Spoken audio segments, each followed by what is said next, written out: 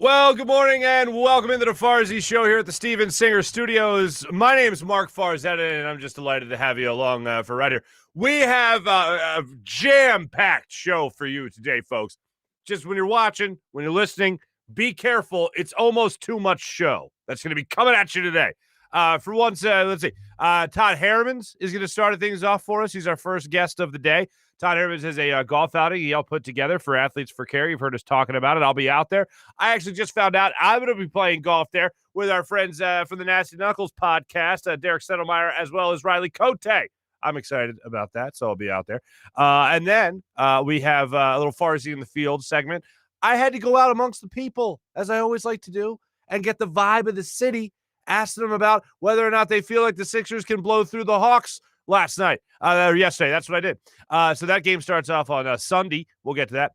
And then we're going to wrap things up with it's not a Hughes day because it's not Tuesday and there's no catchy way, I don't think, to say Douglas Friday or Hugh Friday or whatever. But Hugh Lamont Douglas III will be on the show today to talk about the Atlanta Hawks. Just for a reminder, that's the market he is in right now. That's the market he's been working in for the last few years.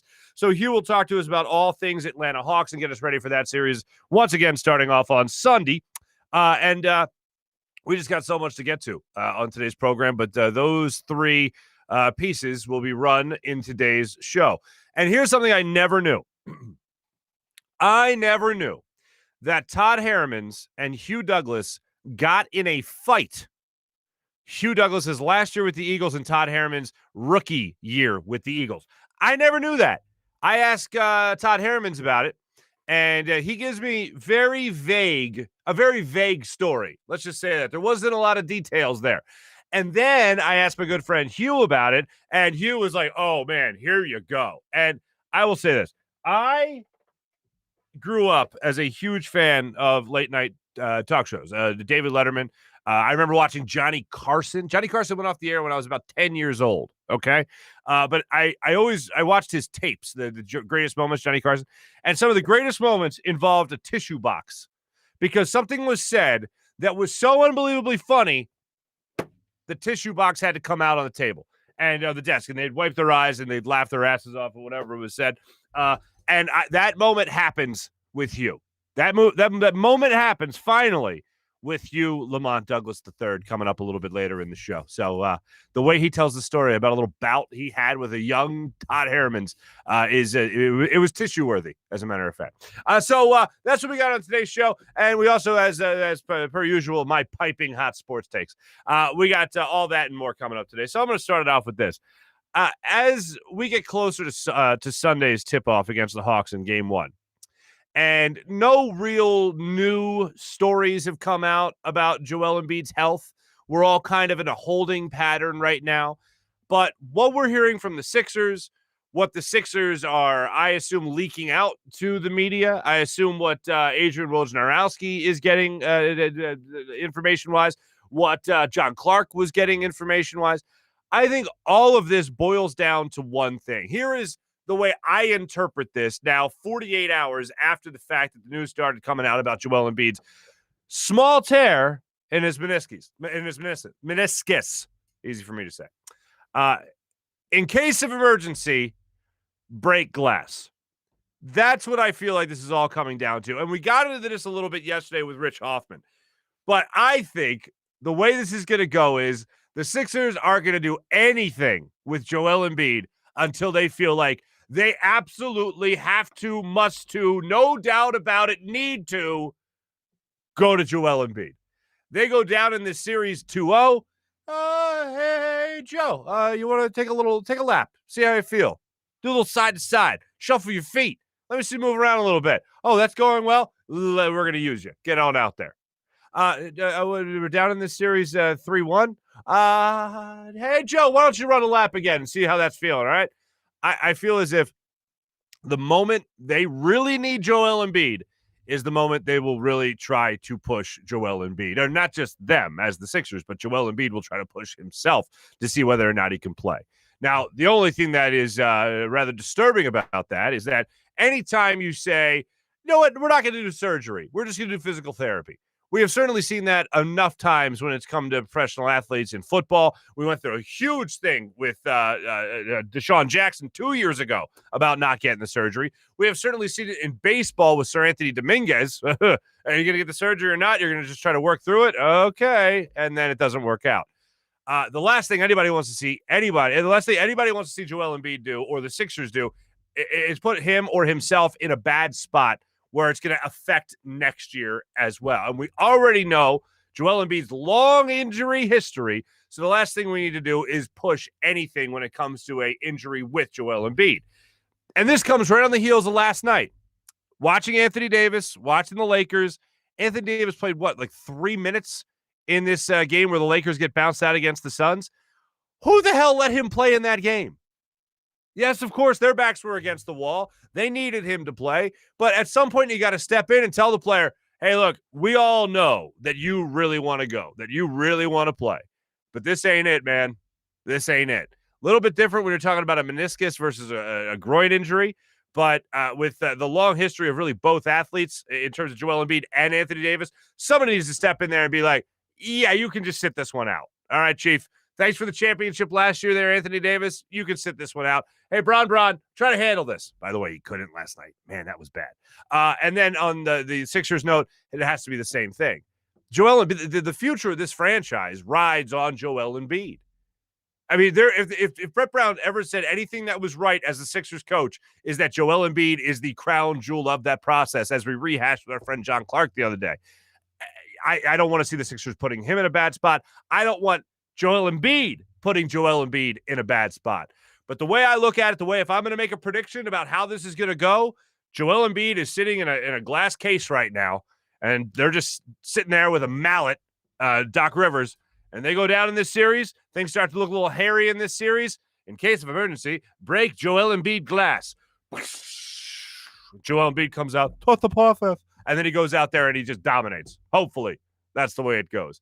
But I'm feeling good. Even before I went out to talk to the good people of Philadelphia, I felt like this was going to be a good series. As I told you yesterday, I think the Sixers can win this in 5 games with or without Joel Embiid, possibly even sweep with Joel Embiid. But for a lot of the same reasons that I thought the Wizards would steal one, and not the game that they did steal because of injury, but a lot of the reasons I thought they would steal at least one game is because I thought there'd be one game where Bradley Beal just couldn't miss. Russell Westbrook was facilitating and just basically dominated every aspect of the game other than just scoring and rebounding and assists, all that stuff. But I just felt like they were going to be able to get one game where they could do no wrong. That could very well happen here with the Hawks, which is why my official prediction is Hawks in 5. But they are a much deeper team, a much more difficult team to deal with than the Washington Wizards. I think any typical, average, even casual NBA fan knows that. Trae Young has done so much to facilitate and score for that team, while you got another guy like Clint Capella, for instance, who really struggled in the early goings of the season, of the series against the Knicks, offensively speaking, scoring season, as a guy that averaged over 15 points per game through the regular season, had trouble getting into double digits in scoring. Still, rebounds were there. Defense was there. The guy can block shots. But I just think it's a very, very deep Atlanta Hawks team as some guys are starting to get even more healthy as the series went on against the Knicks. I'm looking forward to it. I can't get over, for the life of me, I can't get over the start time of this series. The Sixers on Sunday start things off for the NBA playoffs at 1 o'clock. 1 o'clock. The top-seeded, number 1 ranked 76ers tip things off in the playoffs for the second round at 1 o'clock. Not exactly a primetime matchup, to say the least, as I think most of us realize. The Clippers and the Dallas Mavericks, if necessary, they play the more primetime game. They play the 3:30, the Sunday afternoon game. I find that interesting. I know a lot of people were kind of perturbed by it. For me, I don't get pissed. I don't get angry at it. I just look at it and think, that's interesting. But I guess when you got Kawhi, when you got Paul George, when you got Luka Doncic doing what he's doing, and the Sixers don't have Joel Embiid, most likely in this game, yeah, you're gonna get stiffed. You're gonna get screwed over in terms of the more prime matchup. Maybe even have him later in the day. Maybe we even have him Sunday night tip off. Nah, not happening. All right. But if there was any thing from the NBA to kind of let you know that Joel Embiid wasn't going to be playing in Game 1, not that you really needed to even hear that, but it would be that they're not in a primetime position to play on Sunday. So I doubt Ben Simmons will take exception to that. Hopefully he does. Maybe he does. Tobias Harris, I don't know. Any extra added motivation that we hear about with professional athletes, taking any little extra piece of whatever for motivation, yeah, sure, whatever helps you.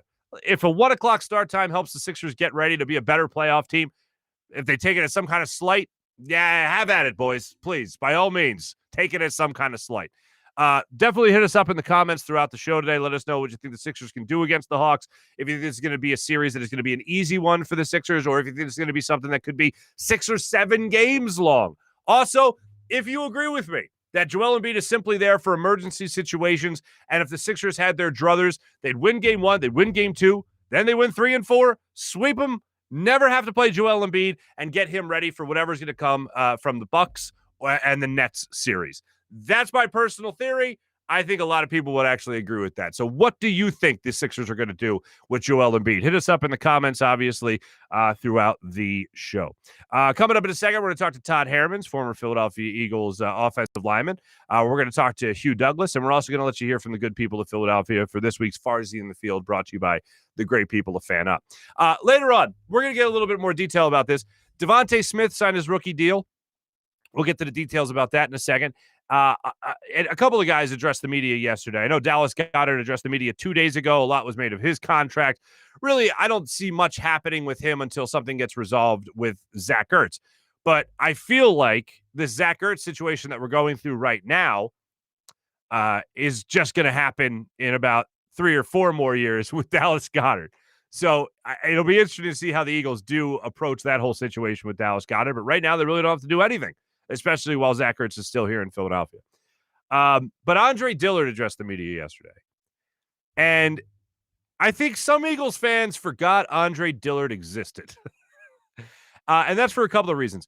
One, you've barely seen him, the first-round pick, because of injury and just because of depth on this Eagles team. And then the other is because Jordan Mailata played pretty good football. And for a 7th-round pick that never played football before, as we all know Jordan Mailata's story by now, his maturation process over the last 3-4 years has been great. It's been on a steady uptick in his young professional career. And I think a lot of people are willing to just go, Andre Dillard ain't it. Hey, Jordan, have at it. And I am probably, if I'm being honest with you, I'm probably right along those lines right there. Hey, Jordan's been playing. Jordan's been around. Jordan's been maturing. Yeah, man, hey, this is your spot to lose. At least that's my mindset when it comes to Jordan Mailata. But when it comes to Andre Dillard, they always tend to go with a first-round draft pick, especially with a guy that they traded up to get like they did with Dillard. He's the guy that most likely will be graded on a curve through training camp. And I'll say this, as a guy, I've talked to Andre Dillard. I definitely got the sense of a young man who was a deer in headlights when addressing the media. Definitely was a lot for him. And to hear that he's off social media now is no surprise whatsoever. But it doesn't mean I don't root for the guy.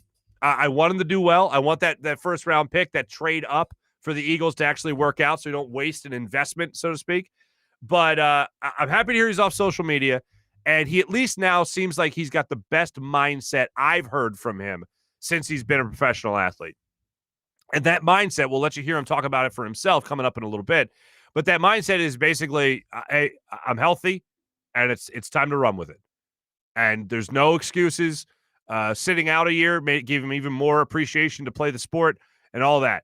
So we'll hear from him a little bit later in the show as well. We'll take you into the press conference with the Eagles of the NovaCare complex, and we'll just let him kind of walk you through everything when it comes to his own well-being and how ready he is for the upcoming season. So we'll talk about all that and more coming up in a minute. But before we talk to Todd Herremans, I do want to tell you about my good friend Steven Singer of Steven Singer Jewelers. Finding that person that you want to spend the rest of your life with, you know what? That's great. But don't you hate all the pressure that comes next after you find that person? Like, for instance, buying a diamond ring, getting engaged. Of course, there's all the engagement talk, but there doesn't have to be the pressure of shopping for a ring. No. It doesn't have to be a hassle. Don't have to be haggling. Don't have to negotiate. Just go to Steven Singer Jewelers, the store I trust. Trying to figure out the 4 C's, as a matter of fact, of discounts, sales, coupons, styles, and all other nonsense. All the 4 C's. But guess what? At least those are all the fantastic reasons to put off getting engaged.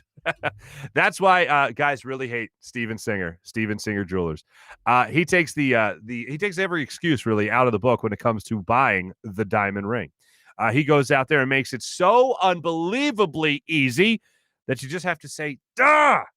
I hate Steven Singer. All the excuses are out the window. Steven Singer is a Philly jeweler that has been making this so easy on guys to buy real diamonds for over 4 decades. This is what he specializes in: the love business, diamond engagement rings, and as a staff of real jewelry experts, real jewelers, they'll walk you through everything. Real people that are ready to help you find the perfect ring or gift at the perfect price. No call center, no sales, no haggling, no promo codes, no discounts. Just every single time, the perfect price. The best possible price, guaranteeing the best value every single day at Steven Singer Jewelers. Check out Steven at the other corner of 8th and Walnut right in Philadelphia, or online at IHateStevenSinger.com. Always with fast and free shipping. That's IHateStevenSinger.com. Coming up, a conversation that I really enjoyed having when I talked to Todd Herremans yesterday. So without further ado, joining us on the Zatos Investments guest line, let's meet our first guest of the day, Mr. Todd Herremans.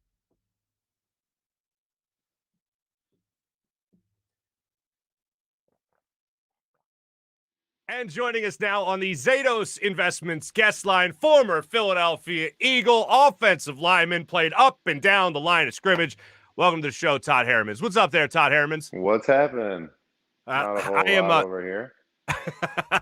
I'm thrilled to have you on the show. First off, I'm thrilled that I'm actually going to take part in this golf outing for Athletes for Care on Monday. I know you're going to be there as well. I'm just learning, this is the first time they're putting together this type of golf outing? Yeah, so Athletes for Care was something that we formed a little while back is more of a resource for retired athletes, former athletes that are kind of having trouble transitioning, to their next career, next job, next life, whatever you call it. And it's just kind of really transformed into its own entity. And recently we put together this little golf tour around the country. I believe we had one in Orlando, Denver. I don't know if they've had Chicago yet, or I think we're having Chicago soon. But in Philadelphia is one of the stops on that tour. So it's been a great turnout, a great way to spread the message, and a lot of fun at the same time. That's awesome. How many athletes do you guys have in your organization? I think, well, in our organization, I'm not sure about the number, but I know that at this event, we plan on having, I think, 50 athletes are attending. 50 former professional or Olympic athletes are attending. So it's a great turnout. So obviously, the cause is supported by many athletes, across the country on all coasts, or on both coasts and in the South. And, we're just trying to expand and keep pumping the message and help as many people as we can. It's a great cause. I know a lot of athletes that have trouble trying to figure out what they're going to do with when life after sports hits them. How has the transition been for you? I would be a liar if I said that it was smooth and easy. You do one thing for your entire life, and then you try to find something to take that place. What I found out was most important in my life really was structure. I've been in this structured schedule, ever since I was in grade school, of basically like meetings and practice, with school and recess, meetings, practice, and then you do that until you're, in your 30s, and then you're kind of cut loose to do whatever you want. And yeah, the structure is, I found out what I was missing the most. And so just providing myself with a daily routine and, also just having this outlet of other athletes that have gone through the same thing. It's a nice network to be a part of. You're talking to people that are experiencing things that you are, or that you already have, or have experience something that you have yet to come upon, but might in the future. So it's just an awesome resource. And, I found my stride and really settled into my second career and what I'm doing now. And it's a lot of fun. That's great, man. That's fantastic that you're able to also not only find your own way, but also help other people do that as well. I have to ask you now, because it is a golf outing. Do you know who you're golfing with, and how is your golf game, Todd? Oh man, my golf game is unpredictable. Guess would be the word. I am not sure exactly who I'm golfing with. I might be golfing with one of the sponsors. But my golf game is trending up. I feel like I have a certain amount of strokes in me every year to get me hooked, and then it just starts going back downhill. So right now I'm trending up. I haven't hit the peak of my season yet till I start cursing myself into the ground. Gotcha. All right, so you have it at mid-season form. Understood. But I have a mantra this season. It's called "You're not good enough to be mad." And I think that that's just a release of my ego on the course, and it's going to do wonders for me. I might have to steal that mantra from you this year. Right. Todd, if people want more information on this, they could always check out athletesforcare.org for more information on all the great things you're doing. Obviously, you're still very much involved with the Eagles. I understand you were at a alumni event with the Eagles that featured Nick Sirianni. It featured Landon Dickerson, who I have to ask you about, who considers himself to be just like Todd Herremans as a versatile offensive lineman. I know you were there and stuff, so I just want to know, what are your impressions of the new coaching staff as well as Landon Dickerson himself? Well, it was just a little function that they had to try to, I guess, get some of the legends in there to talk to them and about their experiences, about what it's like to play in Philly. Because, playing in Philly, it really is a special place, and you don't really get that understanding through. It's really hard to just grasp the understanding of what it's like to play in Philly. So I think what they're trying to do is just, give the guys a heads up before they have to experience it, how intense it can be, how loyal the fan base can be, but how critical and truthful that they can be as well. And just the ups and downs. But, the main thing is, if you bust your ass, then the city's going to love you, and I think that that's really what it comes down to is a matter of effort. And, I thought that Landon is definitely a character. I got to talk to him for a little bit. I talked to a couple of the young guys, and they just picked my brain about playing different positions and stuff like that, because obviously that's, I guess, what I'm known for. Jack of all, master of none, right? Yeah. But it was good to hear them. They seemed, to be receptive to what I had to say, and they're big kids. I'm looking forward to seeing them out there. They're going to have a lot of fun this year. The coaching staff is very energetic, very young. They seem like they're creating a nice atmosphere up there, and it's exciting. I try to keep my finger on the pulse and get my foot in the door up there and pop in and see what's going on whenever I can. And this was a good trip, the most recent one. It's positive. What was Nick Sirianni like with the alumni? Or I'm sorry, the legends. Yeah, I don't know why they give us that tag, but Sirianni was cool. I mean, he was very welcoming. Let us know that he's very happy and thankful for us to come and share a message with the kids, and then also just wanted to let us know as as alumni and stuff that he'd love to have us around and just be around the facility, and he thinks that's important for the organization and for the young kids and just the culture to be able to carry it over from year to year. Mm. Franchise to franchise, decade to decade, generation, stuff like that. That's awesome. And definitely important, and obviously something that Eagles fans would love to hear.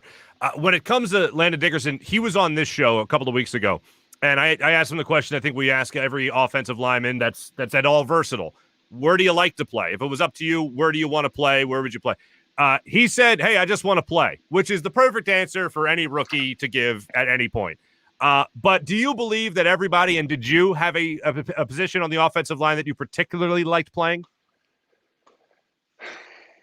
Yeah, I think that I had probably a position that I wanted to play a position I was best at, and then I think that there was a position that like they played me at. So I think like most people that have gotten a taste of tackle want to play left tackle, especially when I was playing. That's where the big checks were being cashed.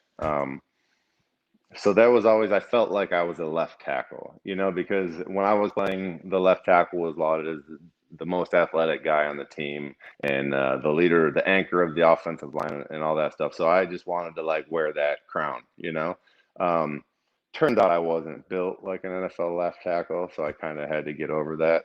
And I fit in better inside. I think that, my best position was probably left guard. But then out of like necessity and stuff, I ended up bouncing around to right tackle and right guard and stuff like that. Mm-hmm. So do you think Landon does have a position that he is hoping he actually starts playing for the Eagles? Well, I'm not sure. I think that he probably has a favorite that eventually he would want to settle in as, but I think right now he just wants to get out there, probably, and just interact, with the starters, just see like, how they handle themselves in the NFL, stuff like that, just being able to be on the field with Kelsey, I feel like you could absorb so much knowledge and just about what's going on and stuff. Being on the field with someone like Brandon that is able to like just be such a beast, but he composes himself, so well. And also just straight across the board, Lane is obviously a character, but he's also very good at his position. So, there's a lot of things that you could take from being out there. I mean, sometimes you got to be in the battle out there to be able to absorb that, Mm-hmm. I have to ask this question. It's a 17-game schedule now, not just 17 weeks anymore. How would Todd Herremans? I saw that. How would Todd Herremans handle on him, huh? Well, they made the big announcement. It is happening, so I don't know about sneaking it in. However, it's happening. How would Todd Herremans handle 17 games? I don't know. Todd Herremans had a hard time handling 16. You know what? You hope to play 17 games every year before this change was made, because that meant you were in the playoffs.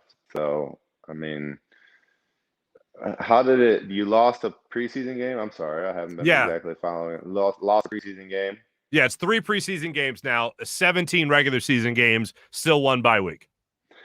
I'm just curious, which preseason game do you lose? Do you lose like the 4th one where it's all the backups and stuff playing, or do you lose like the 3rd one where it's mostly like, your starters and stuff playing?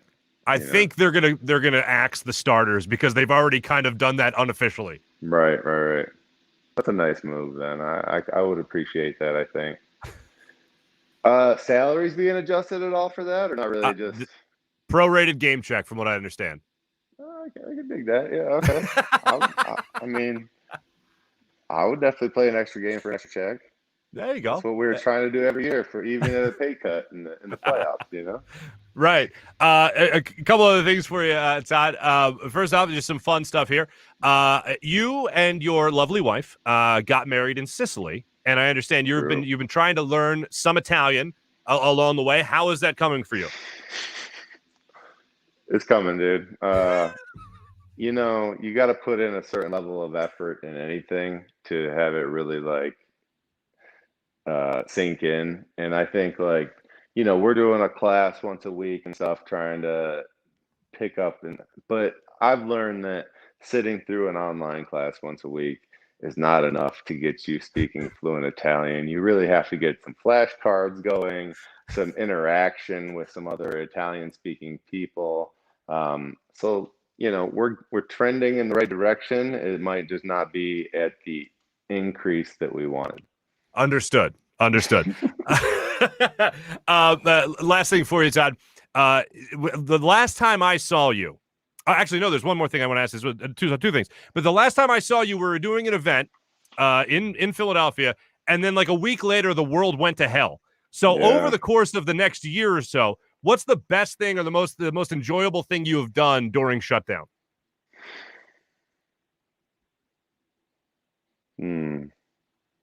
That's such a That's such a huge question. What's the most enjoyable thing that I did during lockdown? And don't give me like, oh, I spent time with my family. That's cool. Man, that But was what I had in my. Let's see. When did lockdown officially end? You see the lights went on? the lights. What, did you have a timer, or is somebody in the room with you now? No, I'm not sure why that happened. Because that's a tough question, so the light's on you. All the pressure. So, I made lockdown bread like every other normal human being on the planet. Okay. It turned out decent. I became a chicken farmer as well. I now have a brood of a dozen hens and 3 roosters. Wait, I'm sorry. A brood? A brute? What is that? I'm not sure if I'm even using the right word, but I think brood, BROOD, maybe. I'll look it up. I've never farmed chickens. That's interesting. Yeah. Okay. Check that out. I could be, I will. I be totally wrong. Could be totally wrong. And then we can have a correction show if I am, where I apologize to the chicken world for misrepresenting them as a chicken farmer. You know what? I need a world where the chicken farmer cancel culture comes to get Todd Herremans. I'm ready for him. I'm ready for him. Todd, and I promise you this is the last thing. When you were coming to, you just talked to all the rookies, you just met the new coaching staff and all that. When rookie Todd Herremans was coming into the NFL, how did you get along with the veterans? Were there any veterans that you might have butted heads with? Not really any veterans I butted heads with. I kind of, didn't make any waves. I think I had it pretty easy as a rookie coming in. Maybe because Juan was trying to interject me. Well, Trey was hurt my rookie year, and I got thrust into the starting lineup pretty quick. So it was almost like they were forced to accept me a little quicker, I think, than if I was, just a punching bag for a year. Sure.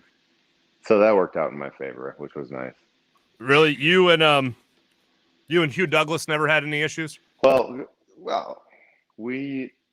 listen, everybody has issues during training camp when you're doing 2-a-days toward the end of the training camp, So Hugh and I had a little kerfuffle at the end of one of the hottest days of the year, and it was like the end of practice. Turned into more of a pillow fight. Nobody ended up breaking up. Coach Reed didn't let anybody break it up because he knew that we were just going to stop eventually because we were both so tired. And then he just told us both to go to the sidelines. And then we just walked off to the side. I was like, man, if I knew that was the result, we should have done this in the beginning of practice. Todd Herremans, great catching up with you, man. Hopefully the world doesn't shut down again after Monday after I see you again, man. But for more information on everything you're doing with it won't, I promise you. For more information on Athletes for Care, people could just check out athletesforcare.org. And then I'll be out there on Monday doing a special feature piece, a special Farzy in the field at the golf course as well, hanging out with fine people such as yourself, Todd. Thanks for joining the show. We appreciate it, and I'll see you on Monday. Thanks for having me on, bro. Looking forward to it. Absolutely. Eagles legend Todd Herremans joining the show. Whatever you prefer to say. Perfect. Later, that was great. You're the best, man.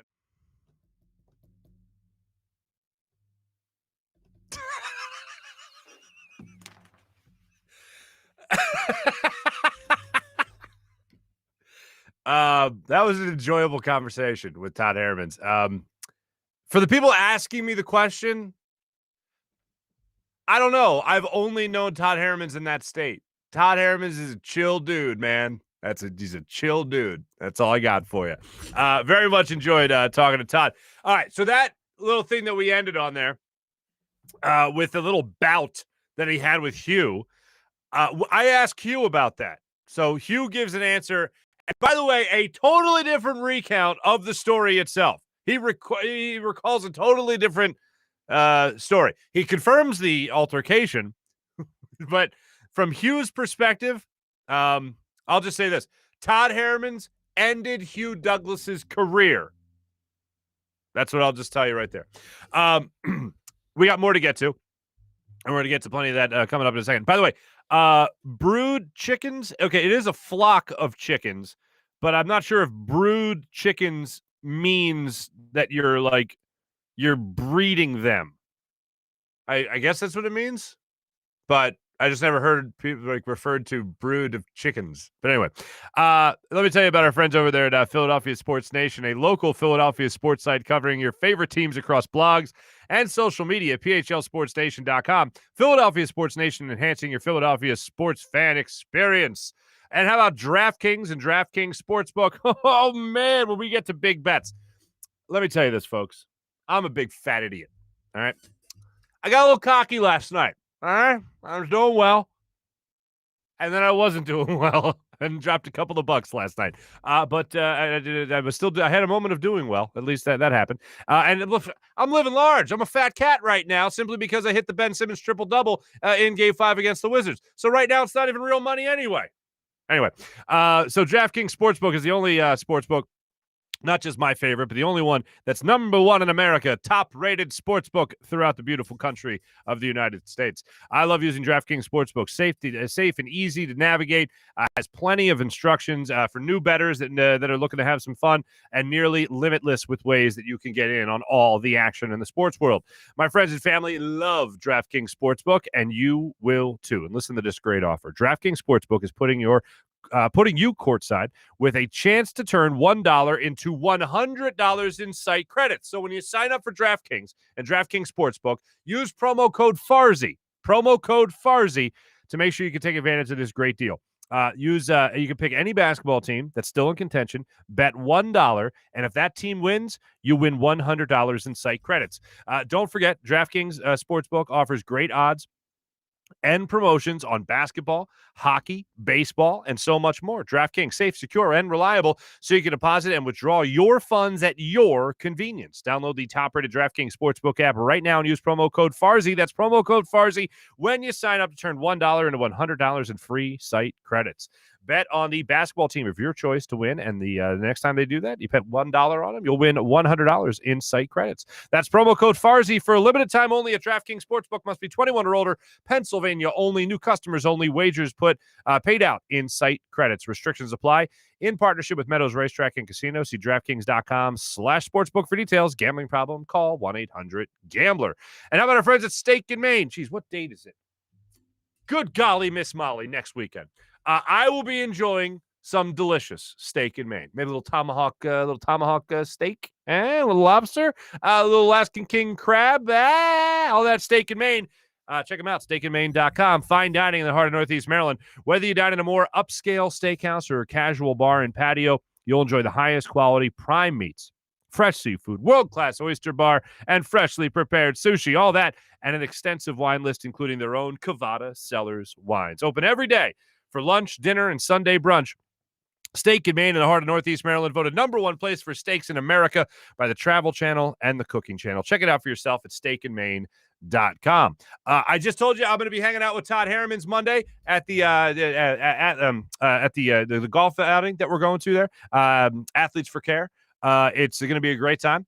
My friends from FanUp are going to be there as well. Fine sponsor of this program, fine sponsor of Farzy in the Field. So we'll be seeing their feature piece today in a little bit. But they'll give us a little bit more information on all the things going on with FanUp and all the action you could get in on with the FanUp app. First, what you do, go to the App Store, download the FanUp app, and then have some fun. 2,000 bonus points right out of the gate to start your fun with. The days of playing fantasy sports alone, they're over. You can enter. They're super fun. Daily and weekly contests, answer fun questions. You can also rise on their leaderboard with the FanUp app. Squad up with your friends and win even more.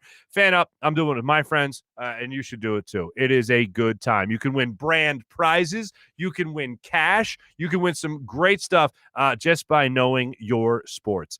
All day, every season, every week. You could be the real MVP with FanUp. Download the FanUp app in the App Store and use promo code FANUP to get 2,000 bonus points. That's FanUp. May the best fan win. All right, let's get to our social media check-in before we get to our good friend, before we get out there on the field with Farzy in the field. But here's what I got for you here. I see all the people talking about Todd. I believe I've commented. Todd's a chill dude, man. That's it. If you're having a bad day, here's that charity event that he and I were both at about a year and a half ago. I was rushing to get there. I had a bunch of stuff going on. It was a great event. The people that organized it was a phenomenal event. But it was just a lot of stress when you're hosting an event, especially for a charity. And I did one last night, as a matter of fact, for the Cystic Fibrosis Foundation of Philadelphia. You want to deliver. You want to do a good job for these good people that are trying to do great things, right? But it's a little stressful. So you want to make sure you really deliver. And Todd walks in and he's like, "Hey man, what's going on?" And he's just got that always right here. It's amazing. If he wasn't 7'9", you would never think he was a professional athlete. He's just a chill dude. You would honestly think Todd Herremans is I don't know, some art major, right? That just wants to kind of hang out and be mellow. But he's a funny dude, first and foremost, and I'm sure you got that already if you haven't met him or whatever. But he's just that type of dude all the time, and I see a lot of comments about that. So let's see. Did Marc just say Hawks in 5? Did I just say Hawks in 5? Somebody tweeted me that. I checked Twitter, and if that's the case, I'm a big fat idiot. Mi scusi. No, Sixers in 5. So let me just make sure I got that right. Sixers in 5. Maybe what was on my mind was another part of social media, and that was when I was watching TNT last night. I believe it was halftime of the Suns-Lakers game. What's his face? The tall guy? Shaquille O'Neal. He goes out and says, "By the way, Hawks in 5. And then Charles and Kenny and Ernie were like, "Oh, really? Hawks in 5?" And he goes, "Well, Joel Embiid, Hawks in 5."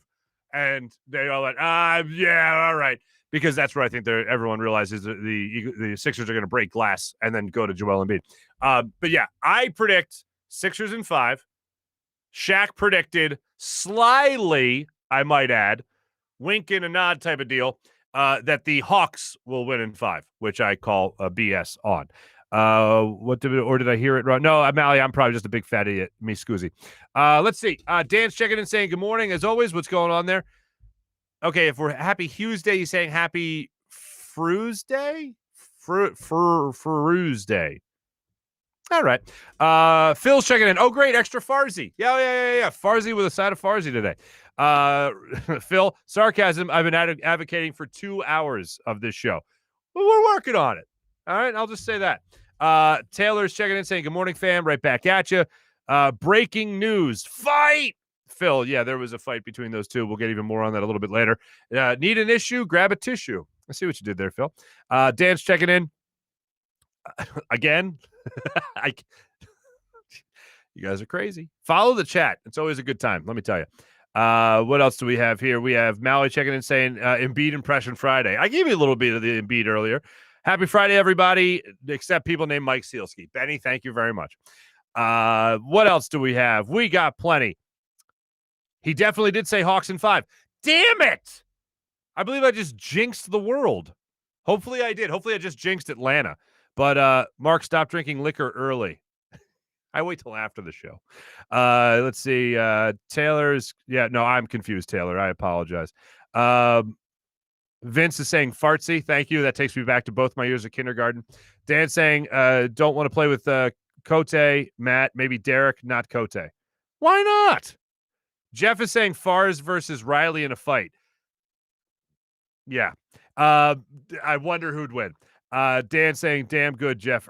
Great idea. Yeah, maybe for charity. Maybe Riley and I will drop the gloves at some point. But I'm actually going to be golfing with those gentlemen. And I'm really looking forward to it. I'll tell you that much. Thanks to everyone that checked in on our social media check-in. Brought to you by Steak and Maine and steakandmaine.com. We will get to our morning rush in a little bit, but I do want to make sure that we do get into the field for this edition of Farzy in the Field, brought to you by the wonderful people of FanUp, where we went out there to ask the good people of Philadelphia, not only will the Sixers beat the Hawks, but in how many games? Sixers in 5. If I said Hawks earlier, I'm a big fat idiot. You probably know that already, but Sixers in 5. Without further ado, this week's edition of Farzy in the Field, brought to you by the great people of FanUp.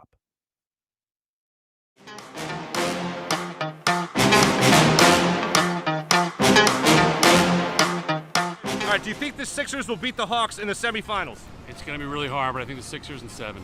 Confident, very confident. 4 games. How many games do you think the Sixers will beat the Hawks in? Game 6. 6 games. 6 games. What do the Sixers need to do to win? Consistency. Assuming Joel Embiid is healthy 4. They don't got nobody to stop the big man. All right, assuming he's healthy 4. What if he's not healthy? 6. No, and that depends on if Ben Simmons is aggressive enough. I just noticed this. You just gave me the great sports take there. But look at these, man.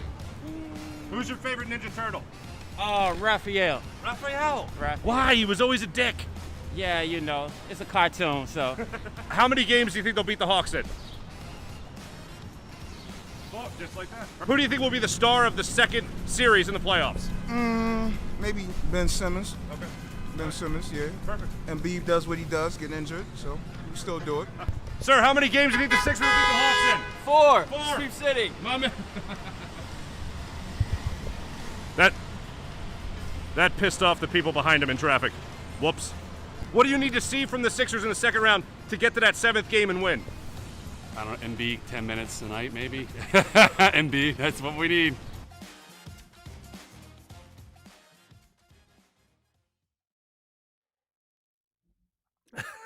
I've never stopped traffic before for a Farzy in the field bit, so that was a first. I apologize to everyone that was at 16th and Chestnut yesterday around 12:32. So Miss Scusi right there.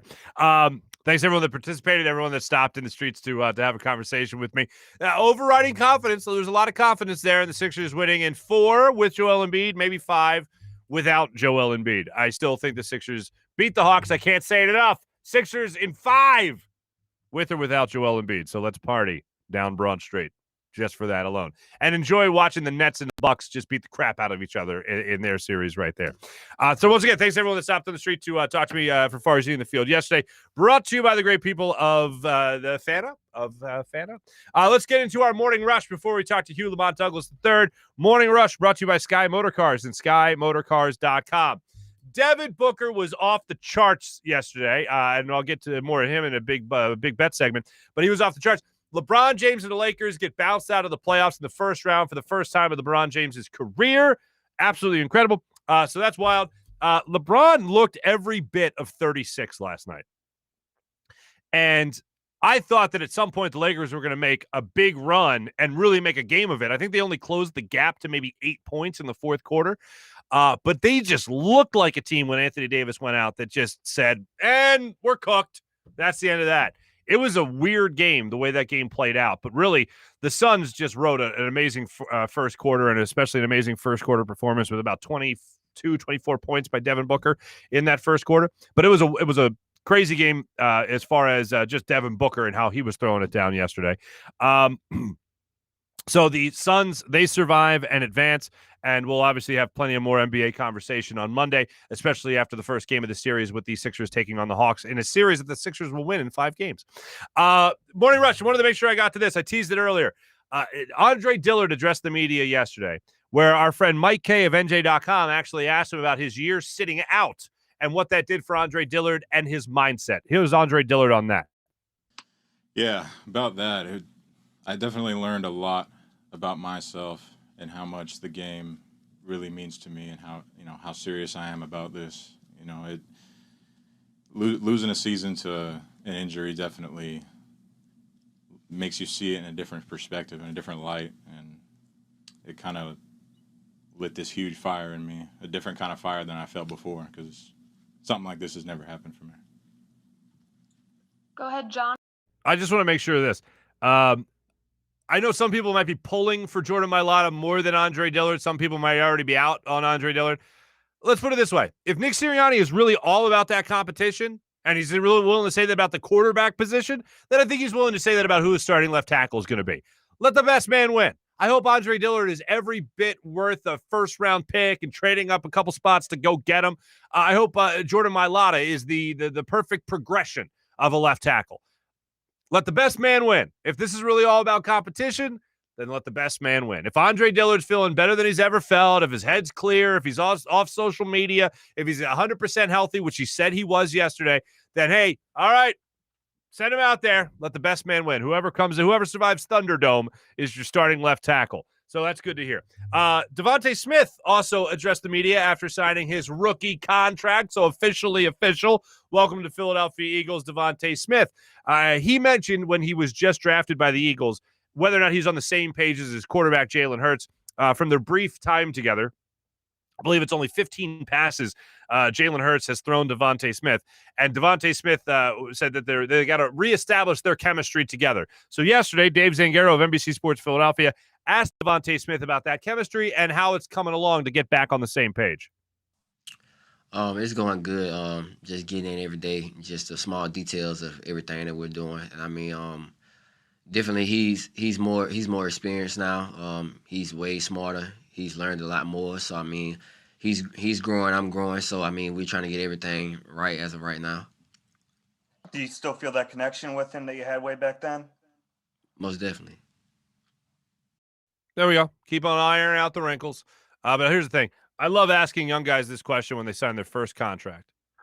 You got a lot of money in the bank. You just became a millionaire. Devontae Smith, what's the first thing you did with all that green, get the money, dollar bills, y'all? Nah, I just put it in the bank. I'm sorry, what was that? Nah, I just put it in the bank. One more time. Nah, I just put it in the bank. Okay. No car, no house for mom. No. Okay. You do you, bro. You do you. Devontae Smith, I just can't wait to see him catching passes on the football field for the Eagles this season. No doubt about that. I will get into big bets right now. Big bets brought to you by the great people of DraftKings. DraftKings Sportsbook. Download the DraftKings app right now and use promo code Farzy. I went bonkers last night. First off, I like the Sixers. Sixers were at -4 going into this game, game one against the Hawks. I like the Sixers taking game one. Excuse me, they're -2.5 right now. I like the Sixers at -2.5. So make sure you take advantage of that on DraftKings. That's my official bet for the weekend. But gosh, dang it, I am a big fat idiot, folks. So here's what I did yesterday. I got up and took advantage of Devin Booker. So I hit on that. I took advantage of a couple of quarters here. Had the over in the third quarter for the Suns and Lakers game. Had the over in the second quarter. I had the Suns winning the second quarter by +1. I got them at the +1 going into that second quarter. I ended up losing that on a layup, on a last-second layup. I lost a big bet. So that made me more competitive than normal. So I got stupid. And I started betting on buckets. I started betting on 3-pointers or two-pointers, 2-point field goals, and that's where I lost some money. So you know what? That's a difficult thing. Trying to not get competitive when you're a fairly new gambler, such as myself. So it's just a word of their wise for the new people like myself that are just downloading promo code downloading the app and using promo code Farzy. Try not to get too competitive with yourself. I'm still up.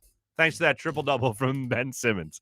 But my official bet, Sixers -2.5 going up against the Hawks in game one. It'll be the first game of the 5-game series that it'll be that the Sixers will win. And the Sixers, of course, will win 4 games and eliminate the Hawks. Just have I reiterated that enough and corrected my mistake from earlier? Anyway, that's the big bet segment brought to you by DraftKings and DraftKings Sportsbook.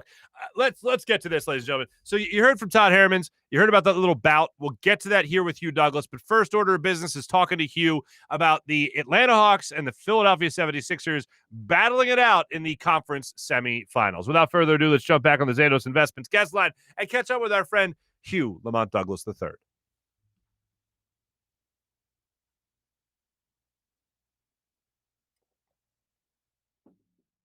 Gentlemen, if your week has sucked to this point, if it hasn't felt normal to this point, it's for a simple reason. Look no further than you have not had your Tuesday installment yet. We pushed it back. Sixers kept things pretty busy. And just as we thought, Sixers will face the Hawks in the second round of the playoffs, the conference semifinals. So joining us this week for the first time, we've missed him so much because we didn't get him on Tuesday.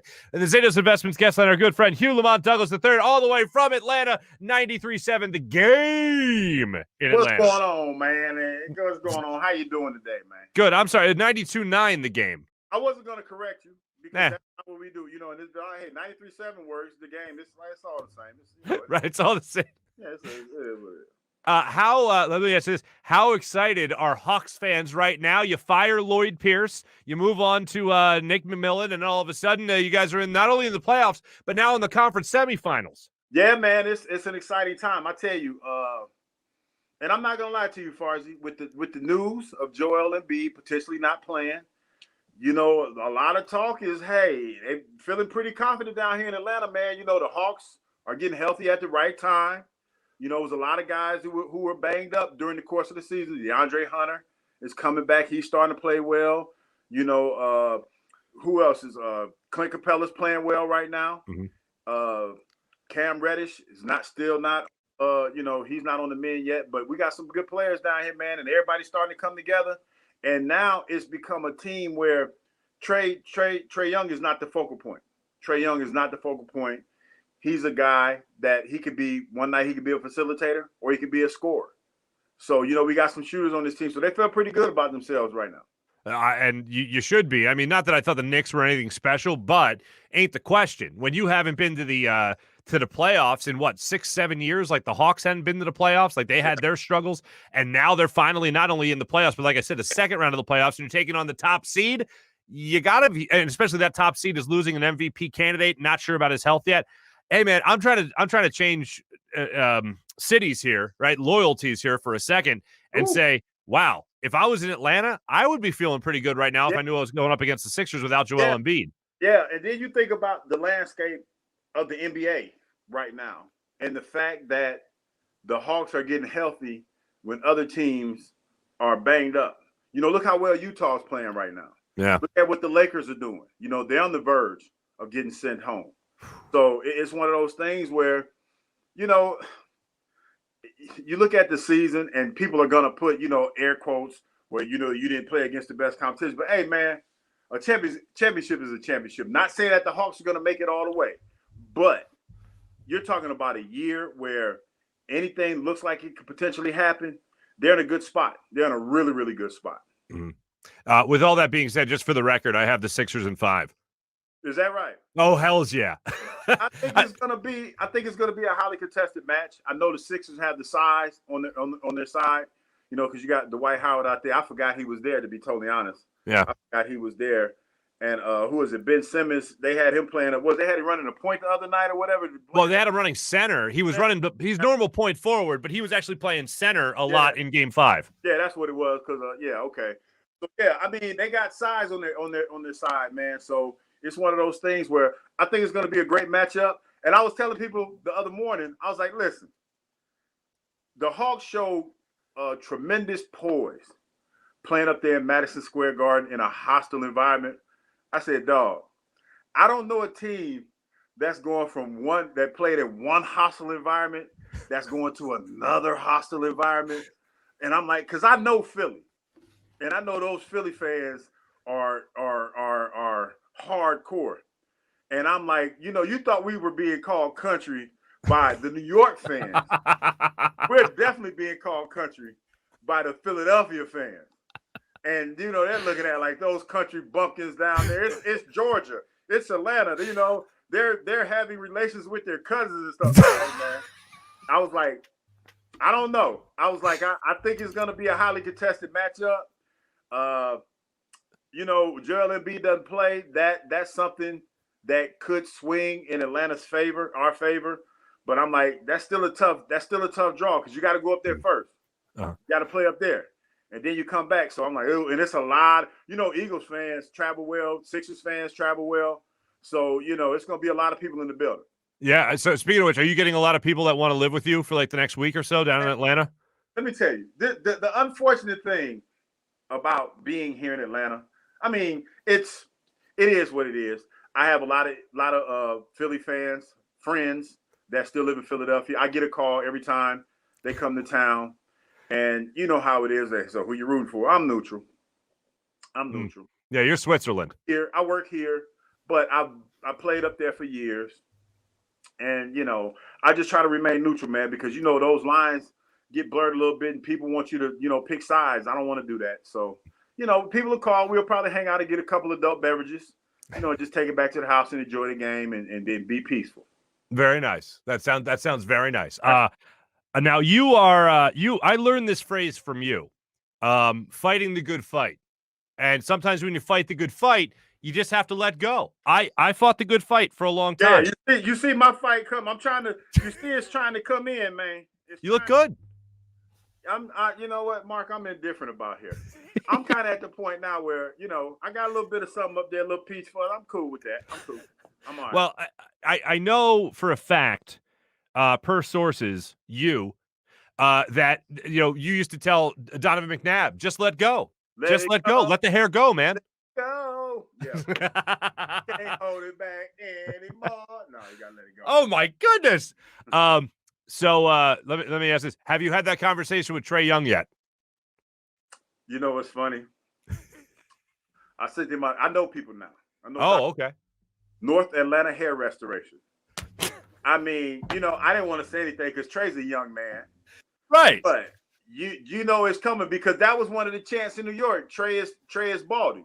Yes. Trey is balding. So yeah. He's gonna get that. He's probably gonna get a whole lot of that in Philadelphia. I mean, but you know what?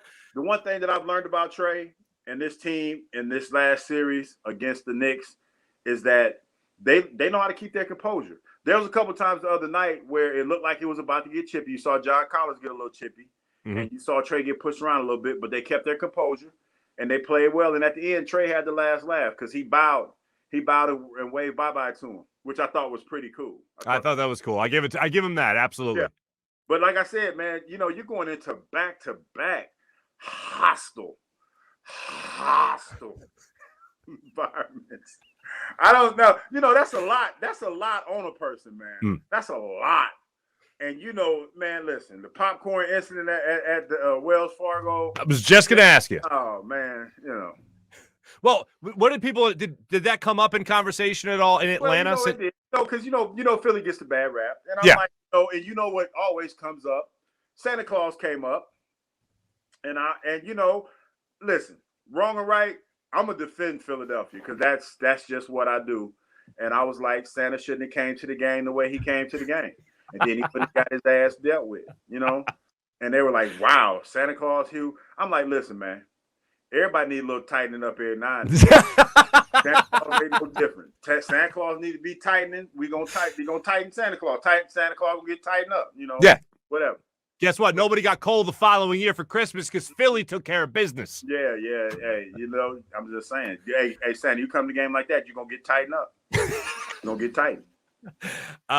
Hugh, I have to ask you this because earlier in the program we spoke to your old teammate, but it was briefly an old teammate, Todd Herremans. Todd. And he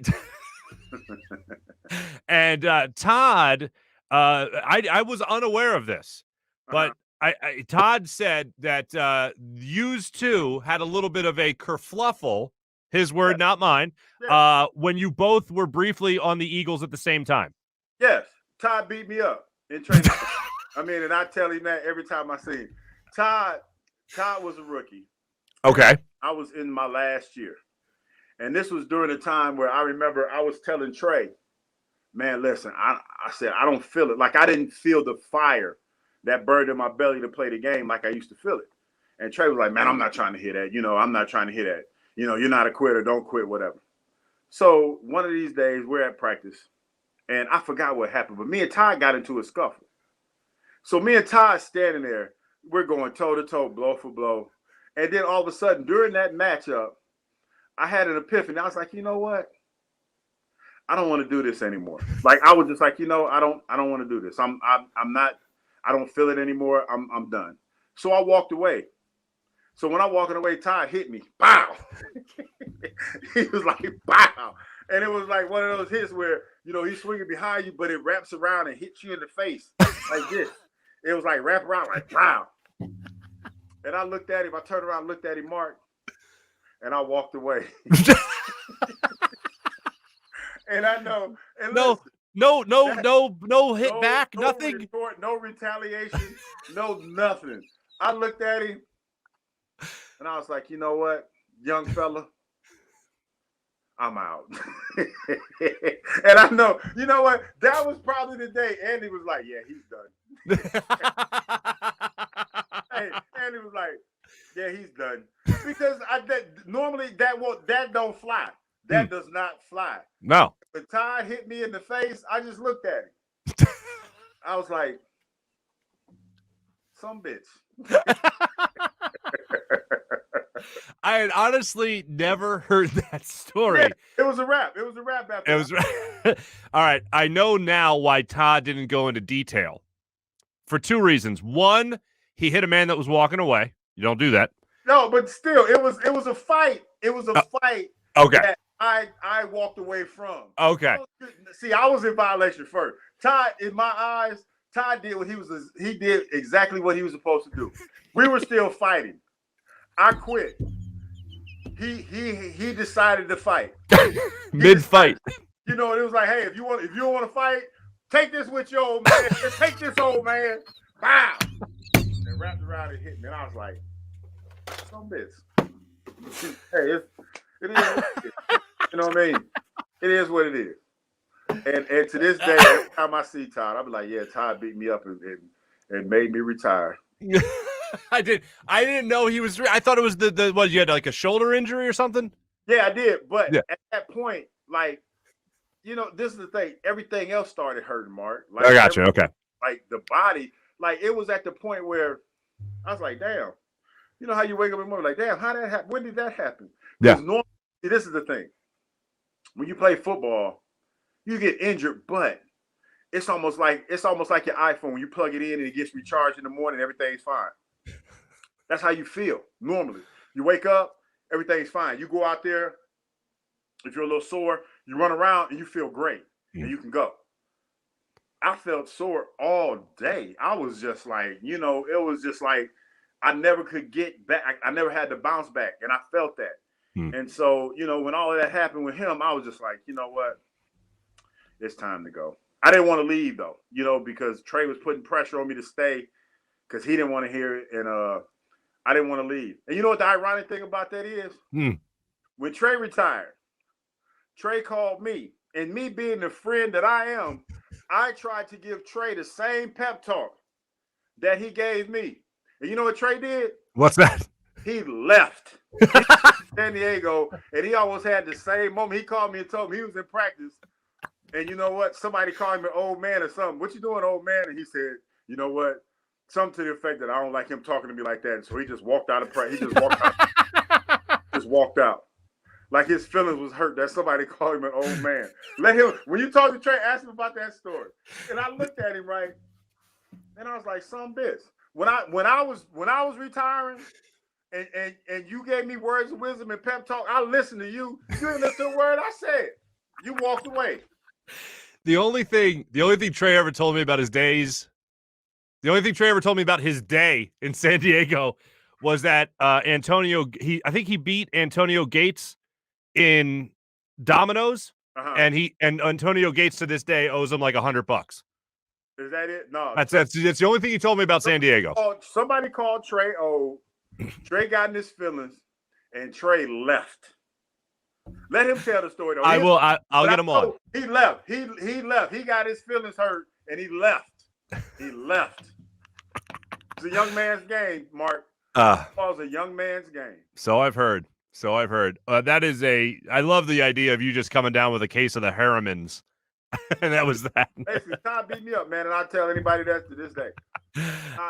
Hugh, all right. I know you like to remain neutral, but if you had to say who has the edge in this Hawks-Sixers series, who do you go with? You know, I said this the other day on the air. I gotta go with the Sixers. I think the playoff experience says something. I know right now the Hawks have exceeded. Well, they're right where they want to be as far as getting into the playoffs, and they're playing well right now. They're shooting well. But you look at the night that they had against the Knicks the other night, they didn't shoot well in the first quarter. Did not shoot well in the first half. Missed a lot of shots. I just feel like you can't do that against the Sixers team. I just feel like if you have that kind of game against them, then you're going to be in trouble early on. So I give the edge right now to the Sixers. But I will say this. They're playing with a lot of confidence right now. They're playing with an extreme confidence. Trey is on a stage that he was born for. You could tell by the way he handled the crowd in New York. So it's going to be an exciting matchup. And when they come here to Atlanta, listen, Mark, I wish you could come down and see this because, it's sundress season down here in the A. I know you're a married man. I'm just saying. It's sundress season, and it's hot. These people they've been cooped up with the whole COVID thing and everything. They've been working out, it's a thing to behold here, boy. Yeah, you guys, Atlanta's working out. Philly's just like, I'm just staying home. Yeah. I'll just eat whatever hell I want. Yeah, like they say, no sand, no beaches. Hugh, I'm so glad we got to talk this week. I know we'll talk again next week on our regular Hughes Day, but thank you for all your insight, not just with the Hawks, but also with life and the final days of Hugh Douglas as a Philadelphia Eagle. Hugh, happy Friday edition of Hughes Day, my friend. Happy Friday. Hugh Lamont Douglas III joining us here on the Zatos Investments guest line. Thank you, Hugh. Peace. My thanks to, once again, Hugh Lamont Douglas III joining us all the way from Atlanta. So he's liking, for a guy that likes to be Switzerland when it comes to anything between Philadelphia and Atlanta, he says the Sixers have the advantage, which is correct. It's the number one seed. And they did win a lot of games without Joel Embiid, so let's not get crazy about that. But I do love the idea of Hugh picking the Sixers to at least have the advantage there. Sixers in 5. It all starts Sunday at 1 o'clock. Can't wait for tip-off and for the second round of the playoffs to get underway. Ladies and gentlemen, I'm going to be totally honest. This was like my favorite show we've ever done. This was between Todd Herremans, the Farzy in the field, and Hugh Lamont Douglas III. This is my favorite show we've ever done. This was a lot of fun. My thanks to Jim Hyden, who produced the program. This is a Buzz Sports Entertainment production. I hope you guys have a wonderful weekend. Make sure you click subscribe there on our YouTube channel. Make sure you comment as well throughout the show. And please, by all means, recommend it to a friend. My thanks to everyone who, Jim again, and Buzz Sports Entertainment production. We'll be back with you guys on Monday morning talking about a 76ers 1-0 series lead on the Atlanta Hawks. Have a great weekend, everybody. Take it easy.